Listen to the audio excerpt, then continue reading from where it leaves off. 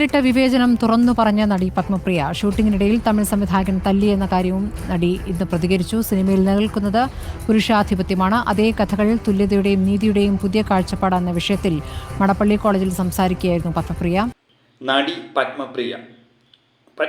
പത്മപ്രിയയെ പറ്റി ഇനി കേൾക്കുമ്പോൾ എനിക്ക് ആദ്യമേ ഓർമ്മ വരുന്നത് വടക്കുനാഥൻ എന്ന ചിത്രത്തിലെ മാഷവിളിയൊക്കെയാണ് എനിക്ക് ഓർമ്മ വരുന്നത്.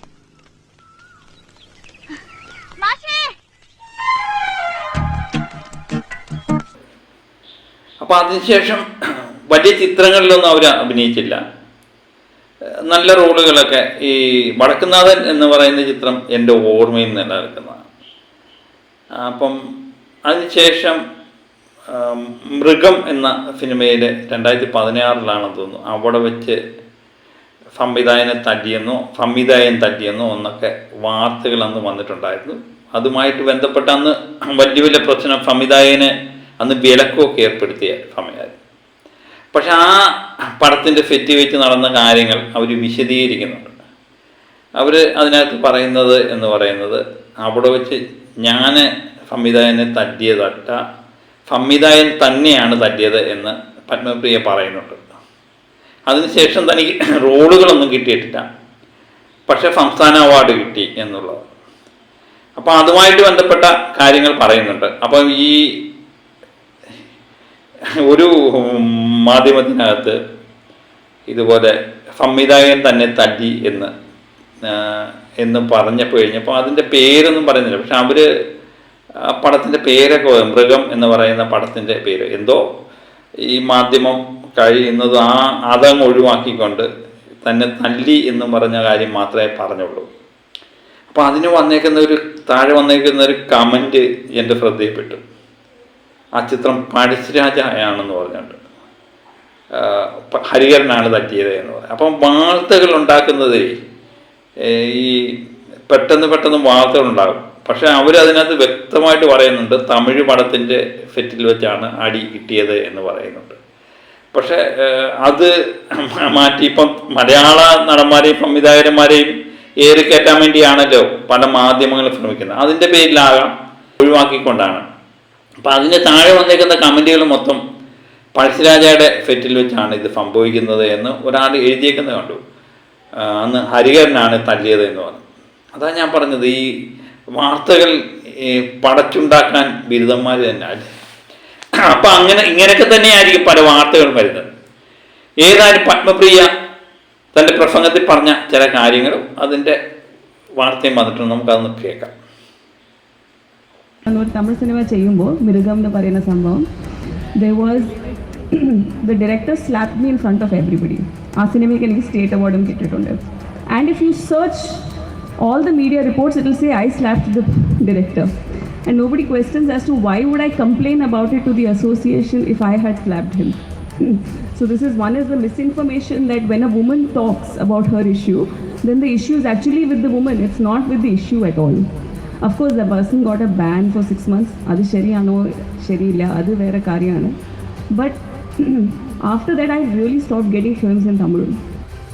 SS ശരത് വിവരങ്ങളുമായി. ശരത്, ഇപ്പോൾ സിനിമയിലെ വിവേചനവുമായി ബന്ധപ്പെട്ട ഒരു ചർച്ചയായിരുന്നു മടപ്പള്ളി കോളേജിൽ സംഘടിപ്പിച്ചത്. ഇപ്പോൾ ഹേമ കമ്മിറ്റി റിപ്പോർട്ടിൻ്റെയൊക്കെ പശ്ചാത്തലത്തിലാണ് മുൻപത്തെ അനുഭവങ്ങൾ, അന്നത് വിവാദമായ വിഷയം കൂടിയാണ് ഇന്നിപ്പോൾ പ്രസംഗത്തിൽ പത്മപ്രിയ പറയുന്നത്.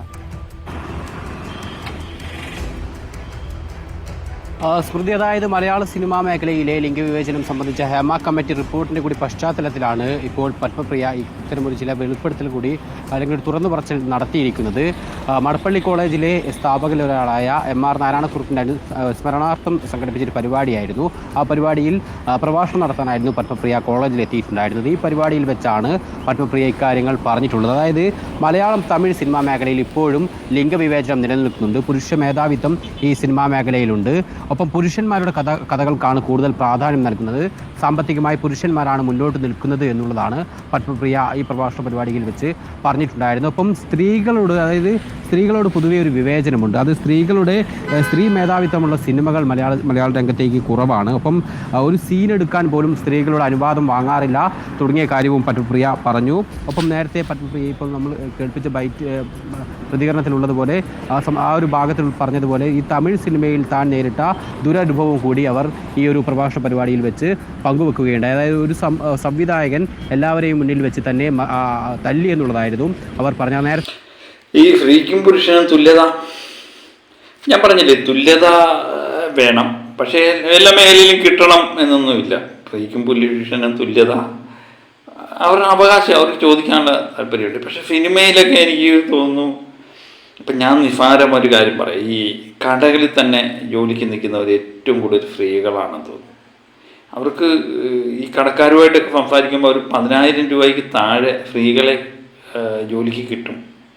പക്ഷേ പുരുഷന്മാരാണെങ്കിൽ 15,000 20,000 രൂപയ്ക്ക് കുറഞ്ഞൊന്നും അവരെ കിട്ടത്തില്ല എന്ന് പറയും. അപ്പം അവിടെയും തുല്യതയുടെ പ്രശ്നമല്ല. കാര്യം 10,000 രൂപയ്ക്ക് ചെയ്യാനും സ്ത്രീകൾ തയ്യാറാവുന്നു, പുരുഷന്മാരെ അതിന് കിട്ടത്തില്ല എന്നുള്ളതാണ് അവിടെ പ്രശ്നം. അപ്പം ഓരോ വ്യക്തികളുടെയും ശമ്പളം വേണമെന്ന് തീരുമാനിക്കുന്ന അവൻ തന്നെ അല്ലേ, ആരും നിർബന്ധിച്ച് ജോലി ചെയ്യാറില്ല. ഇപ്പം സിനിമയിലാണെങ്കിലും ഇത്ര രൂപയെ തരത്തുള്ളൂ, എനിക്ക് സൗകര്യമില്ല എന്ന് പറയാൻ സ്ത്രീകൾ തയ്യാറാവും. അത് തയ്യാറാവാതെ ജീവിത പ്രശ്നമാണ് ഇതെല്ലാം തന്നെ. അപ്പം അതിന് ആരും തയ്യാറല്ല. ഇപ്പം നമ്മൾ തൊഴിലുറപ്പ് തന്നെ എടുക്കാം, 300 രൂപ എങ്ങനെയാണ് തൊഴിലുറപ്പിന് ഗവൺമെൻറ് തലത്തിൽ കൊടുക്കുന്നത്. അപ്പോൾ നമ്മളത് എടുത്തു നോക്കിക്കഴിഞ്ഞാൽ അതിൽ ഏറ്റവും കൂടുതൽ സ്ത്രീകൾ തന്നെയാണ് ജോലി ചെയ്യുന്നത്. പുരുഷന്മാർ ആ ശമ്പളത്തിന് കിട്ടില്ല. കാരണം നമ്മൾ പുരയിടത്ത് നിന്ന് വൃത്തിയാക്കാനും ഒക്കെ ഒരു പുരുഷനെ വിളിക്കുകയാണെങ്കിൽ 1000 രൂപയ്ക്ക് കുറയാതെ കൊടുക്കണം എന്നുള്ളതാണ്. പക്ഷെ സ്ത്രീകൾ തന്നെ കുടുംബനാഥയായ വീട്ടുകളിൽ പോലും സ്ത്രീകളെ ജോലിക്ക് എടുക്കത്തില്ല.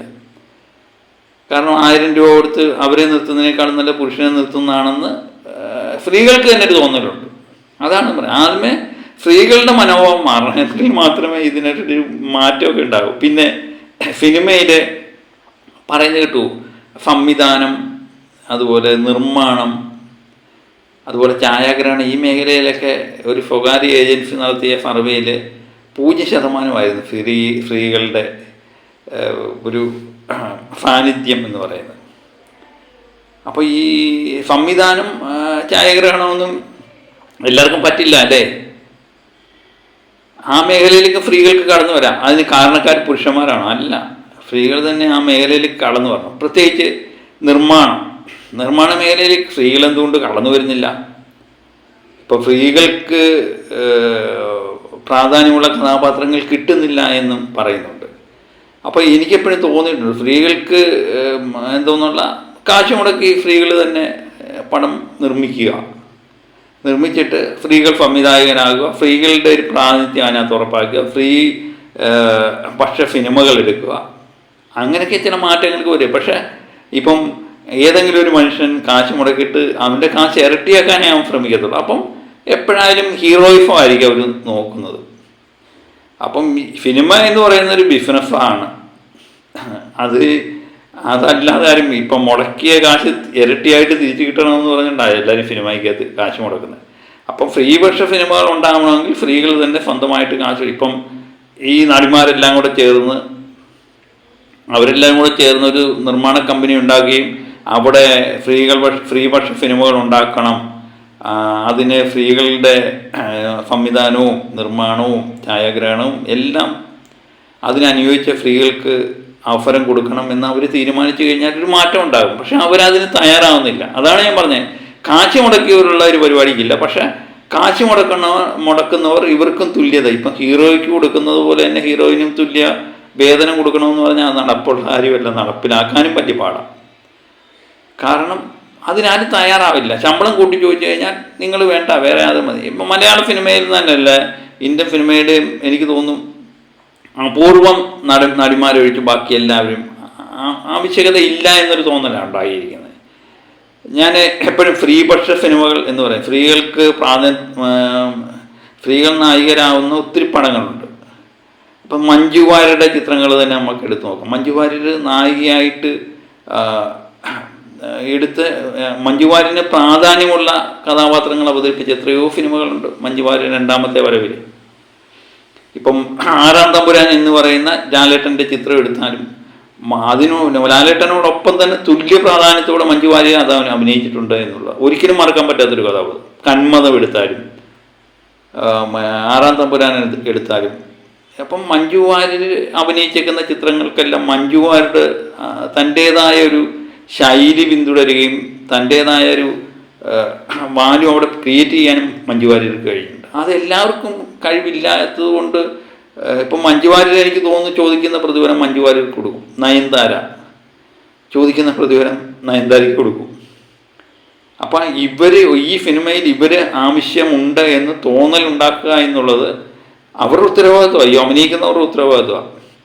ഇപ്പം മോഹൻലാലും മമ്മൂട്ടി ഈ സിനിമയിൽ വേണം എന്ന് നിർമ്മാതാവ് തീരുമാനിച്ചു കഴിഞ്ഞാൽ അവർ എത്ര സാലറി കൂട്ടി ചോദിച്ചാലും പ്രതിഫലം കൂട്ടി ചോദിച്ചാലും അവർ കൊടുത്തേ പറ്റൂ.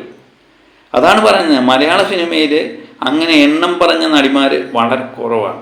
ഇപ്പം നമുക്ക് പേരിന് പറയാൻ പറ്റുന്ന മഞ്ജു വാര്യരുണ്ടാകാം, നേരത്തെ ശോഭന, ഉർവശി, അങ്ങനെ നടിമാരൊക്കെ ഉണ്ടായിരുന്നു. അവരെയൊക്കെ ആവശ്യമുണ്ടെങ്കിൽ അവർ ചോദിക്കുന്ന പ്രതിഫലം കൊടുത്ത് അഭിനയിപ്പിക്കാൻ തയ്യാറാകും.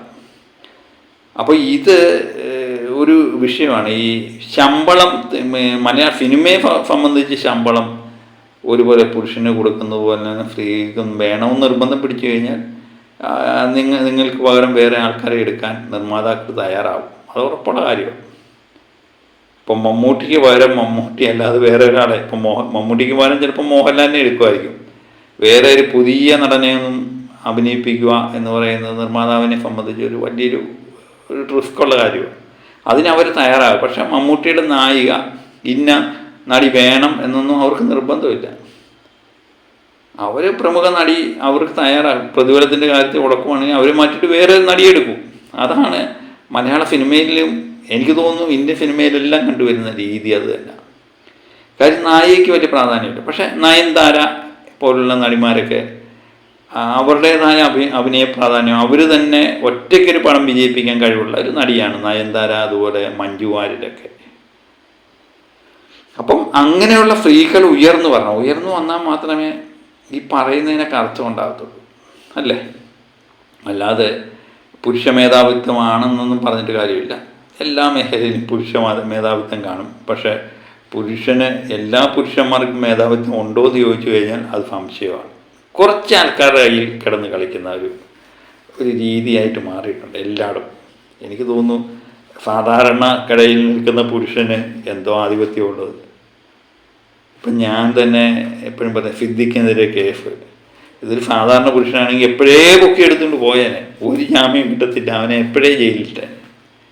പക്ഷേ സിദ്ദിഖിനെ പോലുള്ള ഒരാൾക്ക് അവളെ സുപ്രീം കോടതി പോകാനും കാശ് മുടക്കാനും ഒക്കെയുള്ള ആസ്തി ഉള്ളത് കൊണ്ടാണ്, അല്ലേ? അതൊക്കെ നമുക്ക് വേറെ ചർച്ച ചെയ്യേണ്ട അത്യാവശ്യമാണ്. അപ്പോൾ മറ്റൊരു വീഡിയോ വീണ്ടും ഞാനെത്താം. Okay, by.